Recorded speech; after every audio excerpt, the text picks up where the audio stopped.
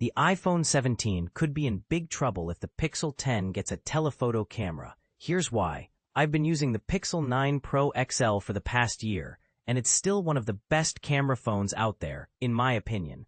The telephoto camera is incredibly impressive.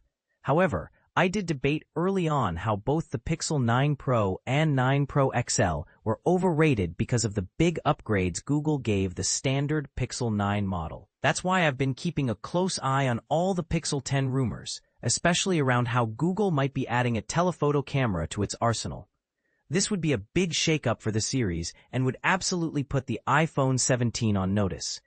We're just a couple of weeks away from the next Made by Google event, where we'll also presumably learn more about the Pixel 10 Pro, Pixel 10 Pro XL, and Pixel 10 Pro Fold. By introducing a telephoto camera to the base Pixel 10, it would set a precedent going forward in what I'd expect in a phone that's around the $799 price point. And it could turn out to be the secret weapon used against the iPhone 17. Telephoto would be a first for the series. Before I explain why the iPhone 17 is in trouble if this rumor turns out to be true, it's worth detailing what to expect with the Pixel 10. Google has kept the formula the same ever since the Pixel 6, by giving its Pro models the better cameras complete with dedicated telephoto shooters.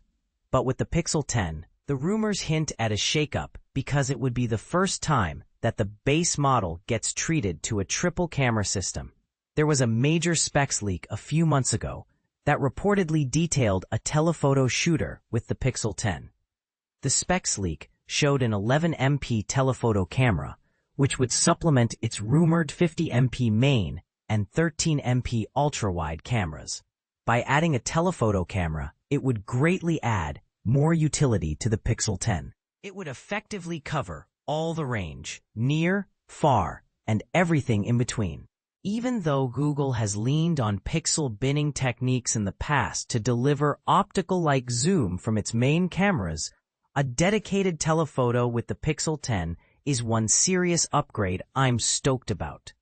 While this rumor makes me excited, there might be an unintentional downgrade to this triple camera system in the form of a smaller sensor with the main and ultra-wide cameras. Meaning, the current 50MP main camera in the Pixel 9 would be replaced by a 48MP5 shooter similar to the one in the Pixel 9a. Likewise, the ultra-wide camera would go from 48MP5 on the Pixel 9 to a 12MP5 one. I'm confident the camera performance will be an improvement, even with these changes. It's rare for a new phone to have a worse camera than its predecessor.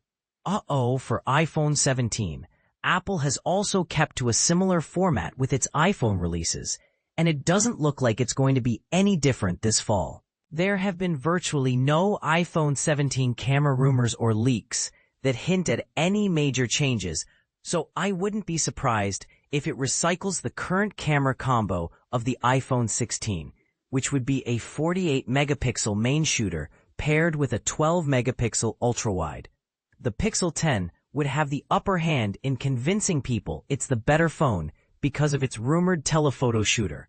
3 cameras are better than 2. That's just the reality. And the iPhone 17 faces an uphill battle because all zooming would have to lean on the performance of its main camera. I will say, though, that Apple has leveraged its own set of techniques to deliver decent zooming performance, which I've tested with the iPhone 15.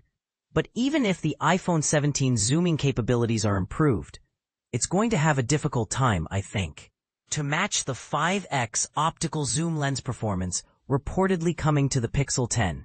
Take a look at the photos I captured above. One with the Razr Plus 2025 using its dedicated telephoto camera with 2x optical zoom at 30x zoom. Then the Razr Ultra 2025 getting the same shot at 30 times with its main camera. It illustrates exactly why optical zooms are superior, no matter how much image processing and AI enhancements are thrown at the photo. I shoot a lot of photos professionally and can tell you there's a substantial difference in performance from shooting a photo that I would crop in post to look like a 5x zoom versus the results straight from the camera, paired with a telephoto lens with the same 5x optical zoom framing.